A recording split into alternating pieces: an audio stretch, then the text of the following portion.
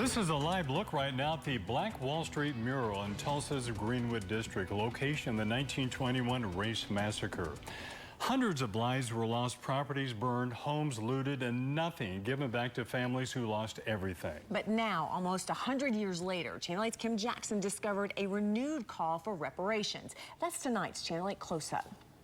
Now, I know that some of you don't want to hear this inconvenient truth. It's a tradition. Reverend Robert Turner standing in front of City Hall, preaching about Tulsa's massacre of 1921 and talking about what he sees as a cure for old wounds, reparations. I pray.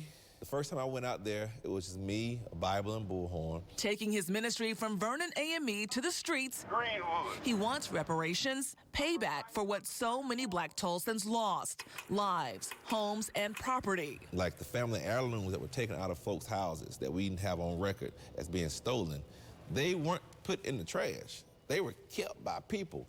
The money that was taken, they didn't burn their money. And no one paid it back, even though the Tulsa Race Riot Commission recommended direct payments to survivors in 2001. But nobody says anything in support of African Americans getting reparations. Turner says other groups have been wronged and given what amounts to reparations in the U.S., while massacre survivors have been neglected. They didn't complain about it when it was given to Japanese. They didn't complain about it when it was given to the Jews. They didn't complain about it when it was given to the tribes. But when it comes to black folks, oh no, we can't do that.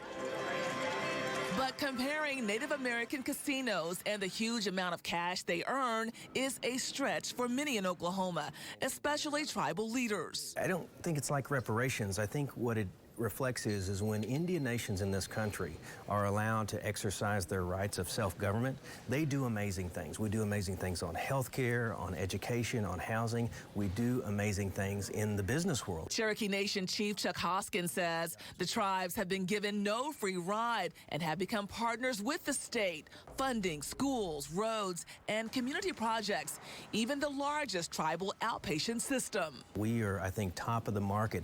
So I don't look at it as reparations. I look at it as allowing an Indian nation to exercise its inherent right of sovereignty to self-govern, to pursue its own economic success.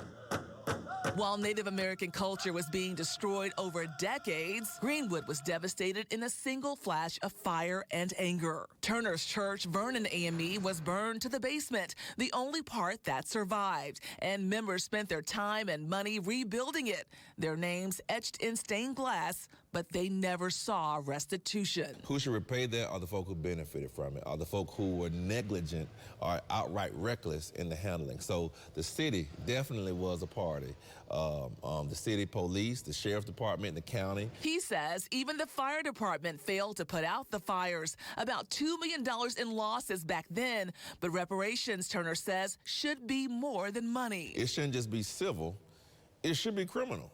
A criminal reparations, because the folk who did that never were brought to justice. We reached out to Mayor G.T. Bynum, who directed the search for mass graves. In a statement, he says, quote, "We are taking a number of steps to ensure that we as a city are working with Tulsa's black residents to restore a community that is still being impacted by the 1921 Tulsa race massacre." And Bynum says the city is working on job, business, and health programs to help. They were awakened by gunfire. Turner can't put a price tag on the lives or property lost nearly 100 years ago. The best disinfectant for darkness is light. But he'll keep marching for reparations. For how long? As long as he tells me to. Kim Jackson, Tulsa, Channel 8.